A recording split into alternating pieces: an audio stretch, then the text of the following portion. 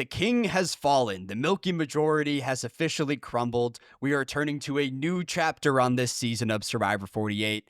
Welcome into Survivor Analytics. I am your host, Clyde. I am the true expert. And with me is another expert of the show, someone that's in our Survivor Fantasy League. It's Kerry. Kerry, how's it going? Hi, Clyde. It's good. Happy to be here. So Kerry has been in our league now for what, 2 seasons? This is your Yeah, second this one? is my second season. Okay. And who is on your roster this time around? Bianca, Rip, Say, Rip. I miss her. And Joe. It's my last man standing. Oh, okay. So how have you felt about the team? Obviously, the Bianca and Say eliminations are tragic, but do you feel confident with Joe moving forward? I feel good. He's been getting immunity challenges, just a lot of points. Say got me a ton of points as well. So, I'm still sitting in second place right now just because she had so many confessionals. So I'm feeling good. Okay. Kind of just out of the gate, we can talk a little bit about Survivor 48 at large, because the last time that you were on the pod was before it even started airing. So we talked a bit about your fantasy team. How have you felt about the season? Do you like this one compared to other new era seasons? I don't think I love it, and I don't know if it's, the editing, but I feel like it's not as dramatic. I think I really liked the pre-merge, and there was, a lot of drama and excitement, but I feel like since post-merge, it's been pretty straightforward. Like, even this week's vote, it was a blindside, but I think from the edit, we could kind of see it coming, so I wasn't, shocked to see it happen. So, I don't know, I'm interested to see where it goes. The, milk alliance, as you say, the strong alliance, I kind of want the underdogs to come up, even though I kind of like the people in it. Like, I like Joe, I like Shaheen, I like Kyle. I don't know. I like some drama and chaos, so I don't like one big alliance to steamroll the whole season. That's really fair. I agree with you. I was very high on this season in the pre-merge, and I went down on it episode after episode in the second half. But I will say, with David gone, the game is wide open now. I feel like had David stayed and Mitch went home, we would have this loyal alliance just steamrolling the rest of the way, which is what I expected. I think last week on the podcast, I said that it was going to be a boring post-merge. So I think there is hope looking long term. We'll just kind of need to wait and see. You mentioned earlier that Joe is the last person on your fantasy team. Mhm. Is that who you think is going to win? Do you have a winner pick of the 8 people left? I hate declaring a winner pick because I don't like to be wrong. Uh, We do this every season, Carrie. I know. I really like Joe personally. I'm just scared that he's going to be seen as a threat.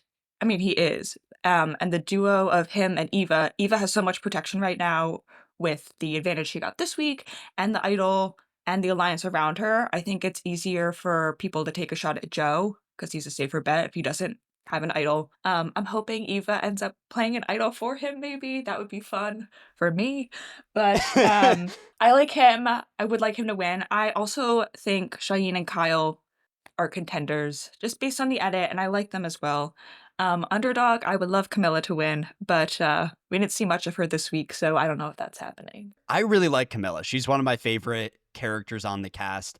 I feel like she's someone that was thrown into almost the wrong season of Survivor, where if you put her up against most other casts in the new era, she probably gels with the people around her and She does kind of well. said that this week too. Yeah, I think she mentioned I'm kind of weirder than everyone else out here, and I feel like we've gotten a cast of characters in the new era that she would have fit in better on a different season. But yeah, I like her. I'm still rooting for her. if you took Camilla and put her on Survivor 46 with people like Banu, Oh people my like gosh. Kenzie, some of Yeah. the more eccentric people like Ben, some of these larger than life personalities, I think she would gel with them better than David and Joe, who are doing push-ups on the beach. I didn't mention this earlier, but we're covering episode 9 of Survivor 48. But if you turned on the podcast, you kind of know what you're signing up for. We can hop right into it. We pivot to this confessional from David. And David's the star of the week. He's the one getting all the screen time that eventually led to his downfall. People have very strong opinions about David. I'll be curious to hear what you think about him, because I'm very conflicted on this guy. I think he's someone who constantly has good reads in the game. He's just so bad socially and so bad at connecting with people that he can't make those plans actually come to fruition. At the beginning of this episode, he says, I know why Kyle flipped the vote onto Chrissy at the last second. Kyle doesn't want to get rid of Camilla because he's tight with her. How do you kind of handle this? What's your perspective on David with his social and strategic game? I think It's tough. I liked him initially. I will say I'm now a chocolate milk household. He mentioned that he drinks so much chocolate milk, and I was like, "Man, I haven't had chocolate milk in forever." And we've been buying it weekly. So thanks, David, for Okay, that. not a gallon a day like David and Joe. Not a gallon a day, just a glass after work, a little treat when I get Yeah. home. So I do like that. I think I liked him early on. Again, pre-merge was good, and then when the merge came together, I understand like people come on the show and their strength is their muscle. Like they're not a big social player. Their thing is their muscle. Totally fine for muscle people to have an alliance. It's just not exciting and it's not fun for me to watch as a viewer. And I just didn't appreciate the way he was shown speaking sometimes. I think everyone who has won has deserved to win. So when he kind of alluded that previous winners who like weren't super strong and didn't do well in challenges didn't deserve to win. Didn't love that. And yeah, I just think it was a little like off-putting to watch him socially sometimes, and it felt like kind of aggressive and attacking. And seemed like in the edit he's not listening to what other people's opinions. He's like, no, Mary wants to vote Camilla. I'm voting Camilla. We're all voting Camilla. But on the other hand, he's so right. Like, and that's what I hate. He's like, well, Kyle and Camilla are secretly working together. He's so right. He's 100% right. But it's just like kind of annoying to watch him like push it. He doesn't like try to be subtle and be like, hey, I think they're working together. He's like, they're 100% working together. It just comes on like a little too strong so people won't be as receptive to the information. Yeah, so a little annoying to watch, but he's so right. Like I can't he's not paranoid because he's correct. But just the way he's giving the information, it's kind of causing some trouble. It's tough to deny his reads, and I think it's really funny for someone who has no interest in participating in like the deceptive nature of Survivor. He doesn't want to lie to other people. He wants to maintain his integrity. Typically those people are pretty oblivious strategically. Like for someone who doesn't want to play the game, David seems to have a solid understanding of the game, which is pretty surprising. Right, because on the other hand, like, Joe seemed in denial that Kyle and Shaheen could be working with Camilla. He was like, "No, no, I trust them, I trust them." He has that same kind of honor and integrity that he wants to play with, but, like, you have to, like, be aware, like, sure, everyone could say, "Oh, I wanna play with integrity," but they're gonna be doing other things on the side. So, yeah, it was just interesting, Joe and David both saying that they're gonna play with honesty. One is kind of shown clocking the other things going on, and I don't know if Joe is don't wanna say he's oblivious to it, but I don't know if he's as invested or paranoid by it. Yeah, like Joe doesn't seem to understand where the pieces on the board are moving as well. But I also feel like Joe is in the center of everything that happens nearly every week on this show. Like everyone wants to work with this guy. He lays in the hammock and everyone runs up to him. He's like, "Oh my god, Joe, did you hear this happen? Oh my god, they wanna vote out Camilla." This episode, he's hanging out on the beach, and Kyle comes over and says, Joe, I need to tell you this really personal story. Like people are just going to him and giving him more and more information. I think he just has that, like I don't wanna say, like, aura, but he has that, like, vibe about him where I think people could just tell he's, like, a good person, someone that they could trust, like, even in real life. That's a very good kinda characteristic to have in the game. Just being so likable. And speaking of Joe's trust, this actually fits in very well with what happens the first night after the Chrissy vote, because last week, Eva acquired a clue to a secret advantage. And we've seen these before in the new era. You got to sneak away from camp and do some kind of game. And Eva is not the most subtle when she's leaving camp. I guess it's her hockey background. She's used to checking people on the rink. And Shaheen sees her leave. So if I'm Shaheen and I see Eva walk away from camp, he correctly pins that she's going to get some kind of advantage. I'm keeping that information to myself. And he doesn't do that. He goes immediately to Joe out of all people. Like, what is Shaheen thinking here? Like, when I was watching this, I understand, like, you're seeing this and it's like, you gotta tell somebody. Like, you don't in the moment, he's probably like, "Oh my god, like, I can't trust her anymore." You don't know if she's gonna come around and tell you later, like she ended up doing. But I think what we're not seeing is, like, Joe and Shaheen were also close. Like, when the tribes were, like, mixed up and split and it was Shaheen and Joe and Kyle and Camilla, like, those 4 got very close, which also, just going back to what we were talking about earlier, I think Joe has to be clocking the connection between Kyle, Camilla, and Shaheen because he was with those 4 and they all got very Yeah. tight. So I just think we're not seeing it shown, but I don't think he's oblivious to it.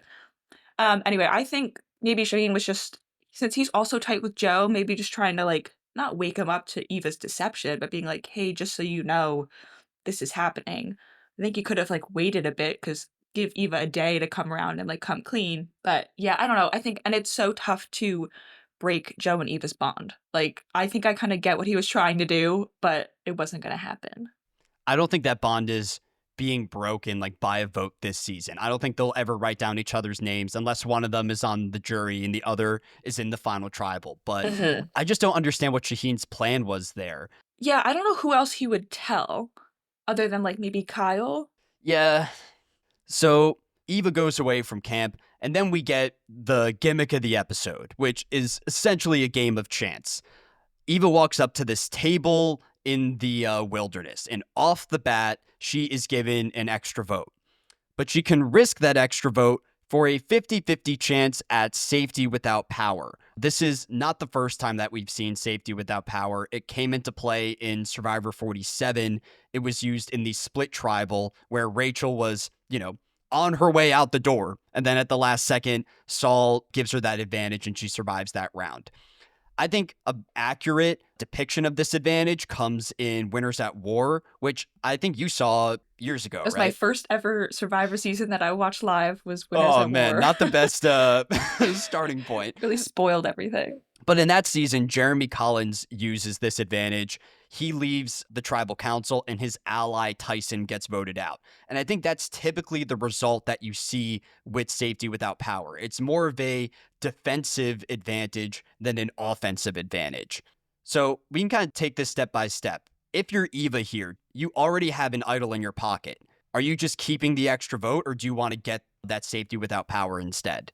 I understand the appeal of the safety without power as a viewer. I think it's so OP'd. Like, I just can't believe there's an advantage where you could just get up and leave tribal. And I understand, like, kind of wanting to take the little risk. It's not like you're losing your vote here. You're Yeah. losing an advantage that's already something extra. But I think, like, looking at the dynamics, you're at the final, there are like 9 left. Depending on how the vote goes, your majority alliance could dwindle down. So I think, like, in hindsight, with David gone, now if Mary looks like she's gonna flap over to the underdogs 4v4, that extra vote would probably come in so handy. I think I would be really scared to risk anything, and I would just be grateful to get whatever advantage was handed to me at that time, and I would take the extra vote. I think I agree with you, which is weird because I feel like the extra vote is one of the worst advantages in the game. It's very rare where you see that actually change the outcome of a tribal council. But I think there's something valuable in like diversifying your resources on Survivor. Eva already has something that she can use to protect herself in the idol.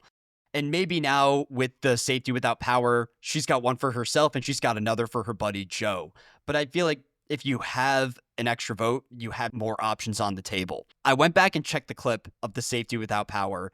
You're not allowed to play it on another person, but I wish you could because then I think that adds a whole nother element of strategy.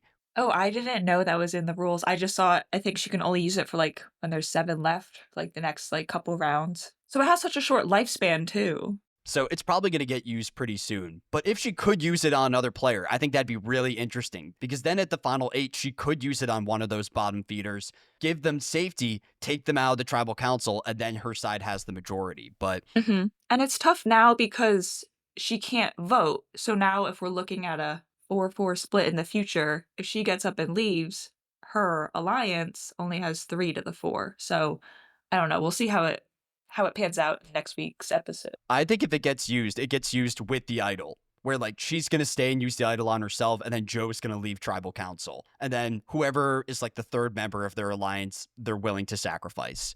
But after getting the safety without power, she gets the chance to wager that for a 1 out of 3 shot at an idol. That felt a little too ambitious for me. I wouldn't run that risk, and Eva didn't do it either. I wouldn't do it either, but on the other hand, it's like you already have 1 idol, like, why not go for 2? But I just like to be the devil's advocate. And I think it's really interesting too. Like one of the biggest complaints of the new era is that there's too many gimmicks, too many twists, too many advantages. And that's not really the case in the post merge of this season. There's only 2 advantages in play, and both of them are held by Eva. I feel like this is a little bit easier to approach from a strategic perspective, but that's also led to some more like stagnant gameplay. Yeah, I mean, everyone did have their vote this week, which was nice, but we didn't really get anything too thrilling coming from that either. Now that Eva has her safety without power, I'm okay with her going after that advantage over the extra vote, even though I personally would rather have the extra vote. My real issue with Eva this episode is what she does after getting the safety without power. Because last week, we got this whole long confessional on how Eva's game is too public. Everyone knows about her alliance with Joe. Everyone knows about the idol that Star gave her. And this was Eva's opportunity to have a secret in the game. This was something that she could use to potentially get a leg up over Joe that would help defeat him in a final tribal. And she doesn't do that. She shares this information with Joe, Shaheen, and Kyle, not just Joe, which is insane to me. I think she is very aware of the tension in her strong five, strong six alliance. Like, she is in the middle of David and Mary and Shaheen and Kyle. She talks how she doesn't like the paranoia and the chaos that's happening. I know, I kind of rolled my eyes too because I was like, girl, I thought you were keeping this to yourself. But I understand, like, trying to build that trust. Like, her alliance is starting to crumble around her and she wants to, like, kind of secure something. So I think I understand that. Yeah, and maybe that was like the first sign that she was not going to side with the David and Mary contingency. The fact that she chose to present that information to the other side of the Strong Six might have been a little bit telling. I have two more things before the immunity challenge. One of them is Star, who I sometimes forget is even on this show. I feel like anyone that's not in this muscle alliance, I would love to know what they're thinking. I would just love to hear them speak.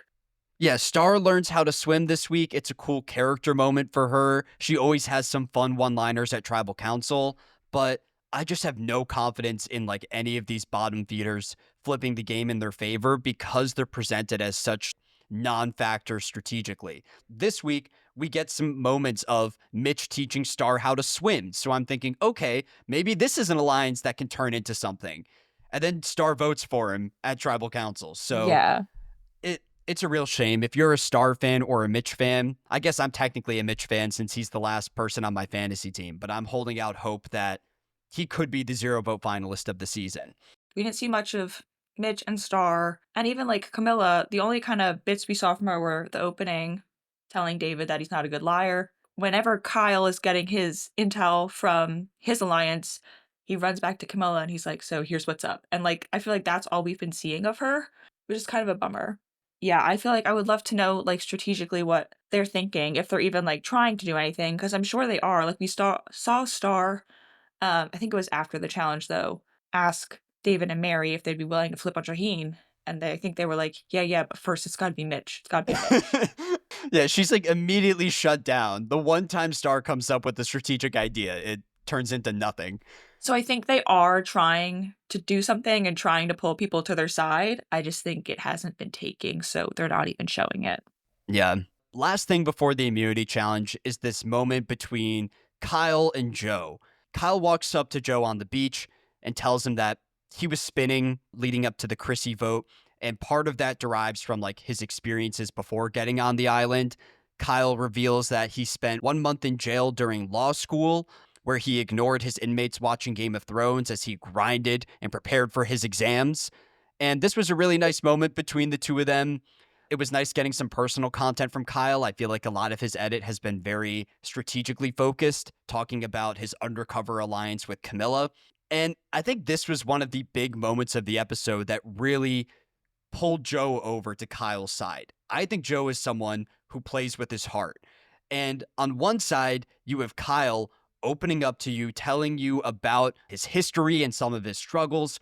And on the other side, you have David questioning Joe's integrity. I think Joe says he wants to play the game with integrity and honesty. In reality, Joe wants to play with the people who he can trust, which is the general rule across all Survivor players, no matter if you go with the coach philosophy or not. I think this was a really important moment for the show, not just in terms of like the personal content, but also the outcome of the episode.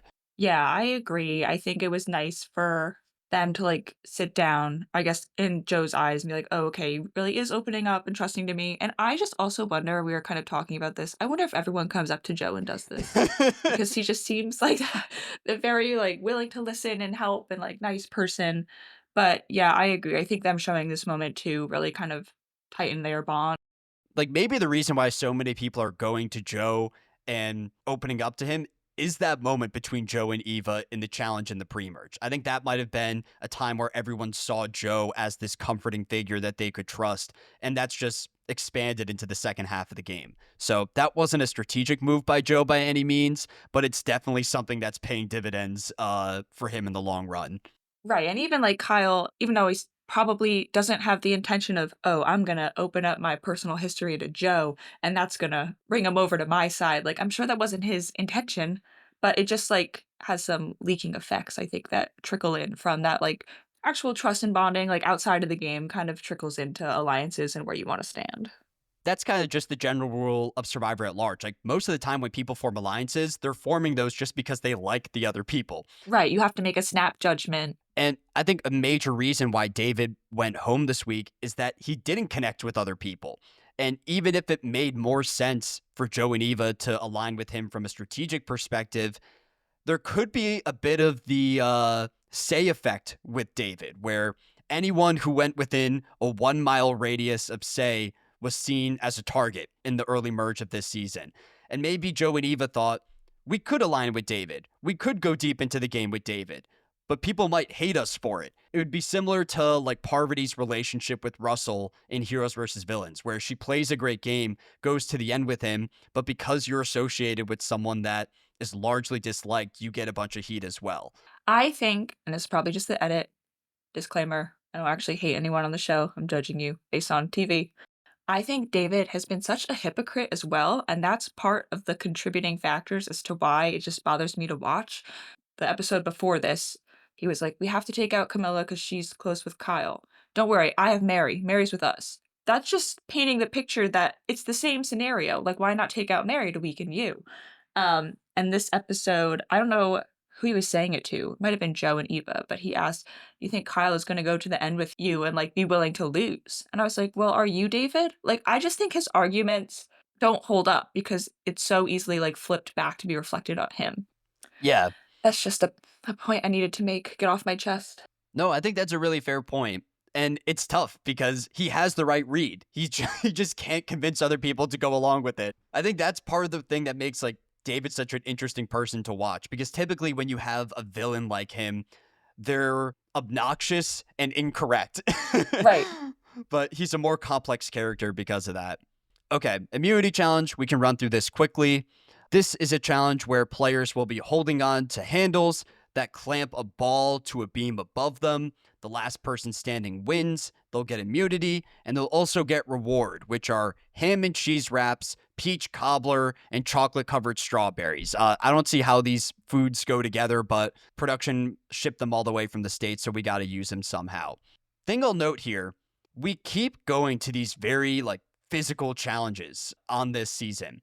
And I don't have an issue with that. I like it when different challenges play to different strengths, but you kind of need to diversify them. If we're going to have, I forget the name of the challenge. I think it's called Get a Grip, where they're holding those water buckets above them.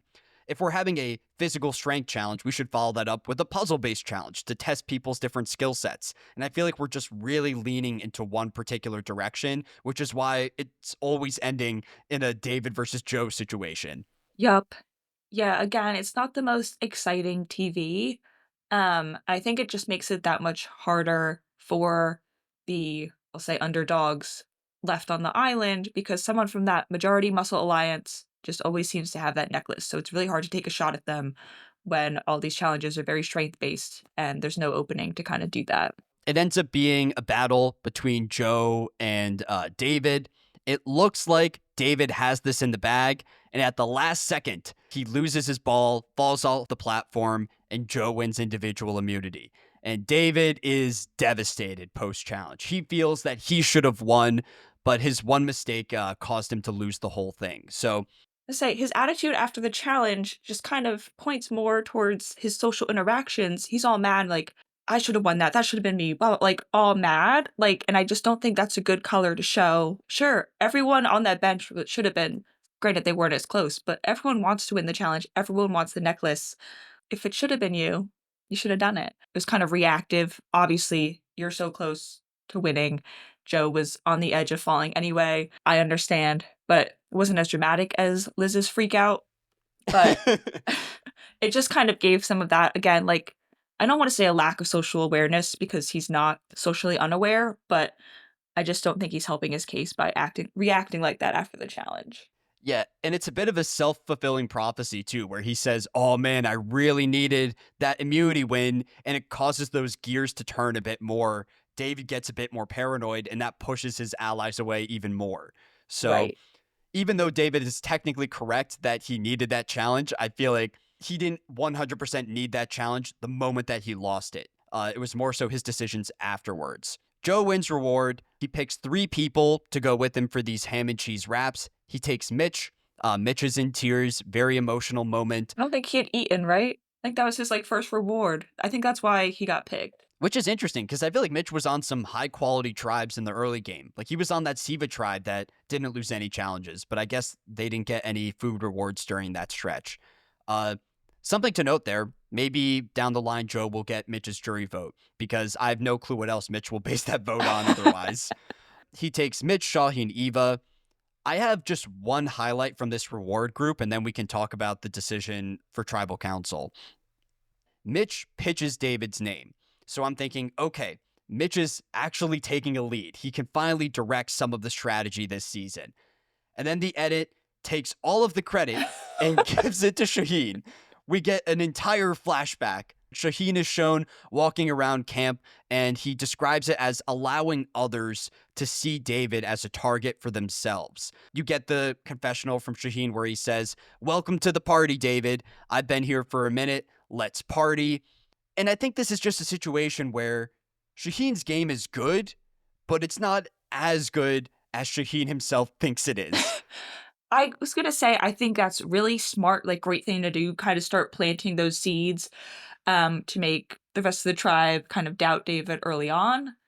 I personally don't think he is the only one doing that. I think everyone was kinda going around talking poorly about David, and I think those wheels had been turning for people for many days. But yeah, I loved how the edit gave him all the credit for setting that up. Yeah, and I feel like David also is largely responsible for putting the target on his back. This isn't someone who was completely under the radar until Shaheen found them hidden in the grass. Like, there was already heat on this guy beforehand. So it's moments like that that make me think maybe Shaheen could win the whole thing. In my most recent ranking, I think I have him at number 3 in terms of like likeliness to win the season. He keeps getting these little segments of him telling the viewer that he's playing a great game. I think a couple episodes back, there was another confessional where he said, any plan that happens at this tribal council needs to happen with me. Again, I don't know if that was true, but he's taking credit for it. Which is interesting too, because I think he's the one catching, like, the spare votes from the underdogs, and he has been. I think partly because Kyle and Camilla, who now seem to be working with him, were throwing around that he is an idol, this little lie, and I think that stuck around. I think that was referenced again this week. Yeah, So it is interesting how he seems very well insulated, but he's still kind of catching these one-off votes every tribal. that's everything at reward. Then we get to the decision. Who are we going to vote out this week? And there's 2 big names on the board. Plan number 1, it's the contingency of Mary, David, and Star. They want to vote out Camilla, but they think Shaheen has an idol that he will play on Camilla, so we can't vote for her this week. Some roundabout logic there that's based on a lie told by Camilla herself. Instead, they're going to vote out Mitch. I love that that lie that she told is, like, now coming around and saving her. It's weird. They're basing their strategy off the person who they want to target. Right, but, like, you never know. Like, I think Genevieve did that last season, "Oh, does she not have an idol?" And, like, you just don't know what to believe. So they want to vote out Mitch. They want to maintain this perception of a loyal alliance, and they're going to wait around and then officially flip against the strong 6. So that's kind of the first plan. The second plan is the contingency of Shaheen, Kyle, Camilla, and Mitch. They just want to blow up the strong 6. They want to vote out David now, who is just being this overbearing ally. And I'll have a quick shout out here to Joe and Eva, who have somehow positioned themselves in the middle of this tribe despite being the most obvious duo in the entire game. That's really difficult to do, and I don't know how they pulled it off. Like, I don't know if it was active positioning on their end or that's just how the pieces kind of fell on the board.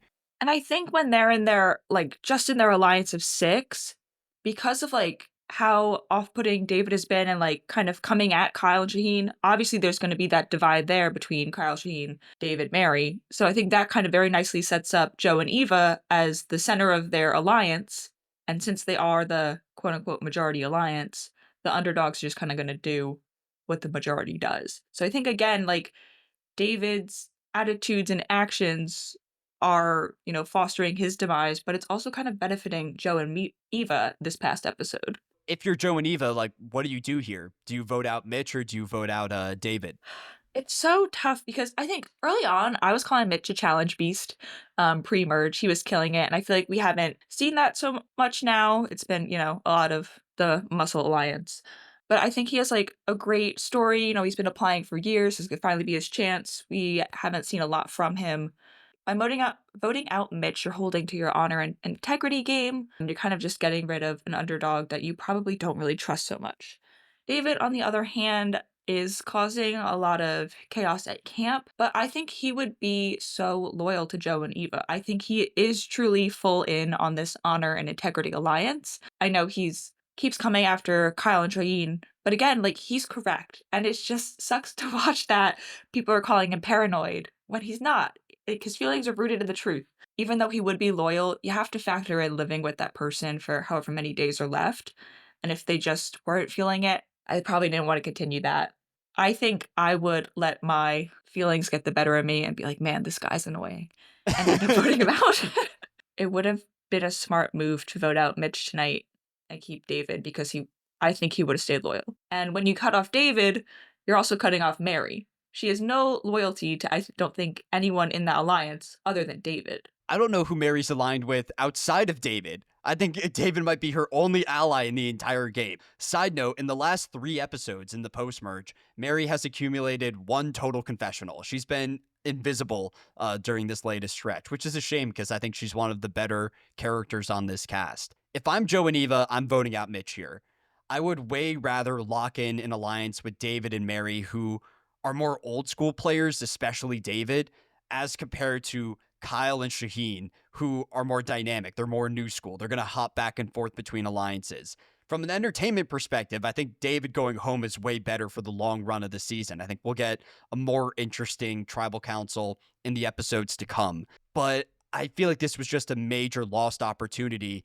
And it's directed by Joe. Eva goes into confessional and she says, I want to keep the hockey team together. I want my friends to all stay friends. And I think the moment that really flips it is that conversation where David correctly calls out Joe for breaking his word. Mm-hmm.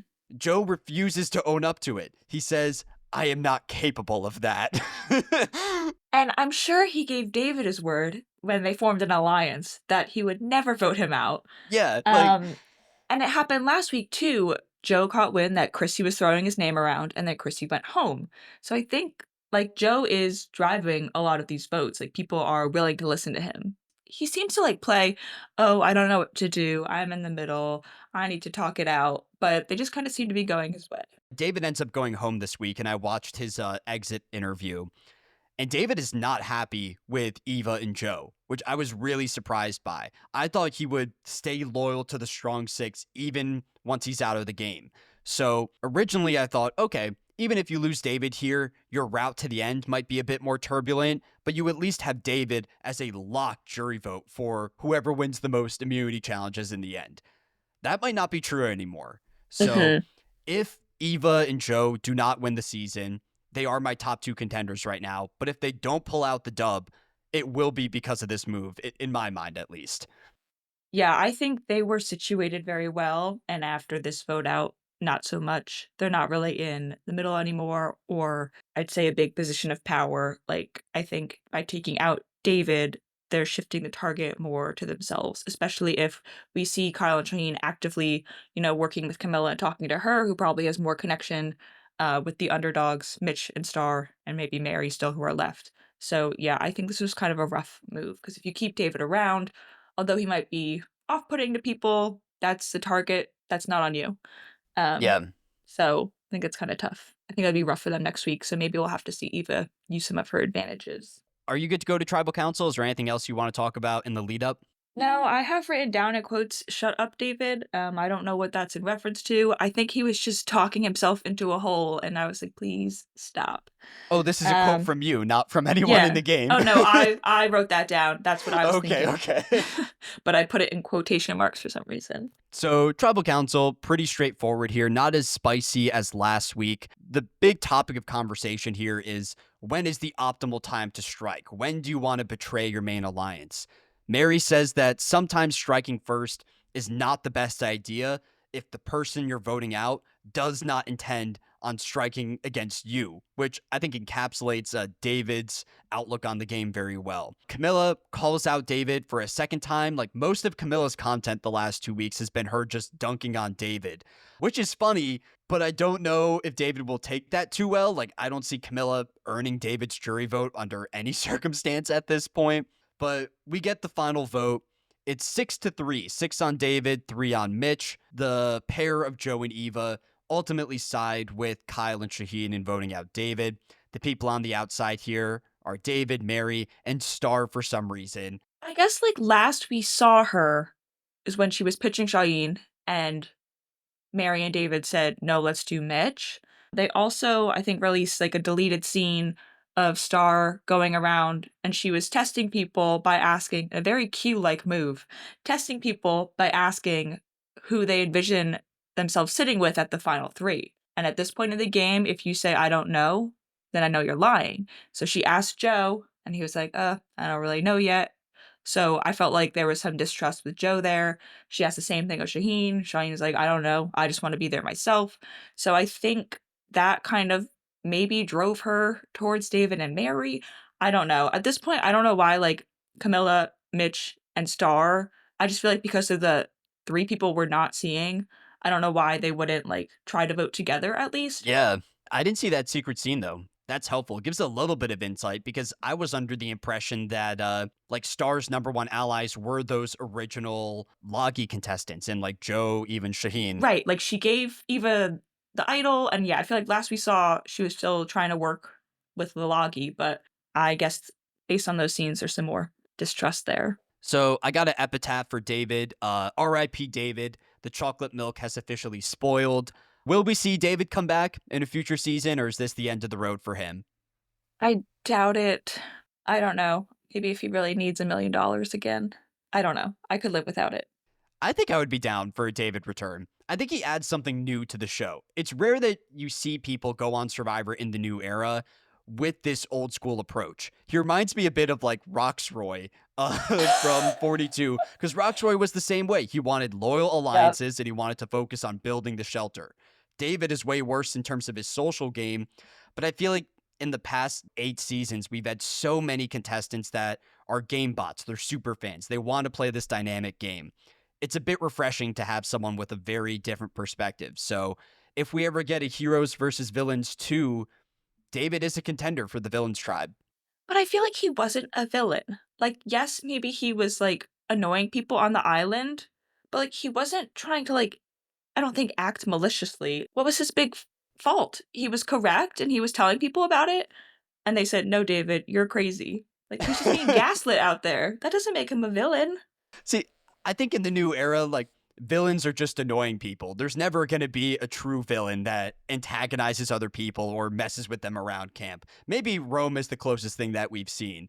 Are you ready for winners and losers? I think so. Where do you want to start? I'll start with loser. For my loser, I put Mary. Just, I think, because we talked about David seemed to be the only ally she really had, and without that connection, I'm just curious to see what she can scrap together next episode. That's fair. I really considered Mary with this. It's difficult for me to give her the loser because I already have no confidence in her winning the season. So it's tough for me to go even lower on Mary than I already am. I'd say, like, out of the 8 people that are left, Mary's number 8 for me. I'm trying to give some people some shout outs who don't get a lot of screen time. I- but when you're giving them shout outs, it's only in a negative light. Sorry, My Mary. loser is Eva. I feel like Eva took the biggest hit this week, where she publicized her advantage. She made it clear that she wanted to keep the strong six intact, and then she didn't do it. And I think she's caving to the strategic interests of Joe. And even though those interests are misguided, it might be worse from Eva's perspective because now she's opened herself up as a target and she has all these different trinkets that magnify her perception in the tribe. So she's my loser. Who is your winner for this week? I like went so all over the place with this. I think I'm gonna land on Kyle. I think it was really helpful for him to get David out because David was kind of putting a highlight on his not so secret alliance with Camilla, but that he was trying to hide. So I think like with David gone, we'll feel a lot better. That's a good pick. I also have Kyle. I think he's the one that probably deserves the most credit for this move. He's the person connecting with Joe and convincing him to flip against David. So it's Hmm. a great move on his end. I'm feeling a lot better about Kyle long term, and I'm excited to see how his relationship with Camilla plays out. We keep hearing that it's this undercover duo that no one will see coming. But there will come a point in time where they will turn on each other. Like, I would be shocked if Kyle and Camilla genuinely want to ride with one another to the final tribal. So that's one of the storylines of the season that I'm excited for. Yeah, I think like, and the way we see it is that the way I see it being portrayed is that Kyle is very socially integrated with his alliance. He gets all the intel and then he goes to Camilla to discuss it. And then they kind of come up with a plan together. So I think Kyle is more socially insulated and Camilla might have more of that strategic mind. Not that Kyle's not strategic, but it's yeah, interesting seeing them work together and like if the two of them were both to get to the final three, like how their stories of their gameplay would differ, even though they've been playing together this whole time. See, I think Kyle can go to the end with Camilla, but I don't think Camilla can go to the end with Kyle. I think Kyle would straight up beat her in a jury vote. I think, yeah, she would need to turn on him. I got a quick dishonorable mention. I'm going to give my dishonorable mention to my future Survivor 50 fantasy team. For Survivor 50, we've talked about it on the pod before, but for the draft, my initial idea was instead of doing 3 rounds of drafting, we do 1 round that's an inheritance round where you can pick any contestant, 1 contestant per team that you drafted in a previous season. So for you, Kerry, it would be all the ones that you drafted and all the ones that Maddie drafted before you joined the league. So we've been building up these pools, and I was so confident that Andy from 47 would come back for 50. And now we're getting more and more reports. And this week it came out that there was someone from 47 in consideration. And my mind immediately goes, bing, Andy is coming back. He's going to have the he's all that moment. He'll be building the webs of alliances. I can't wait. And then it's revealed that it's not a man returning, it's a woman, which is like 99% going to be Genevieve at this Who point, was which, on my fantasy team. yeah, good for you, Carrie. It's Thank great for you. you, and I'm happy to see Genevieve back on screen. But I drafted Andy #1 overall with the intention of him winning Survivor 47, coming back on 50, and then winning again. And he's falling through on both ends. Wow, you really play a long game on your fantasy picks, and I just go there and wing it. That's great. And this is why you're in what, second place, and I'm in second to last. Yeah. I had no idea what to do for this. I ended up, again, shouting at the people who I wish I saw more on my screen. I was going to give my honorable mention to Camilla, just because we didn't see a lot of her, and I wish we did. And yeah, I am like really rooting for her, even though she's like not on my fantasy team. So I do like Joe. I have to root for Joe. I liked Camilla even when we were like doing the fantasy draft. I feel like people didn't really like her opening video because she said I like to be annoying on purpose, and I was like, I love this girl. So I've loved watching her play. I'm gonna miss her jabs at David. So we'll see who her next target is. So, on the topic of Survivor 50, there was another leak that there's a woman from 48. Would you rather see Say or Camilla return in that spot? I think I've seen a lot of talk that it's gonna be Say. I think because she got such a huge edit and she's not even a juror, I think that's not clicking for people. I would really like to see Say come back. I feel like I really liked watching her play. I don't know if I'm biased because she was on my fantasy team. I think when I drafted her, I said I was between her and Mary, and I said, I'm gonna lean into the chaos. I drafted Say. I think I was correct. Oh, yeah. Um, and I think I liked when she was opening up to Shaheen and, like and I saw her when Shaheen gave this take, you just have to be upfront with Mary. She's not gonna buy anything if you come in all, like, fake and smiley and happy. She's gonna see right through that. She's not gonna trust you, and I was like, I, like, might think the same way. Like, I really wouldn't buy the fake buddy camaraderie that people are selling. So I feel like she got, like, seen in that moment. Yeah, I think I would love to see Say back on my screen. Okay. And if that happens, you'll be in a tough spot. You'll need to either inherit Say or Ugh, Genevieve. I I feel like know, Genevieve is the safer pick between the two. Say you'll get more screen time, but I think Genevieve has a better chance at winning the whole thing.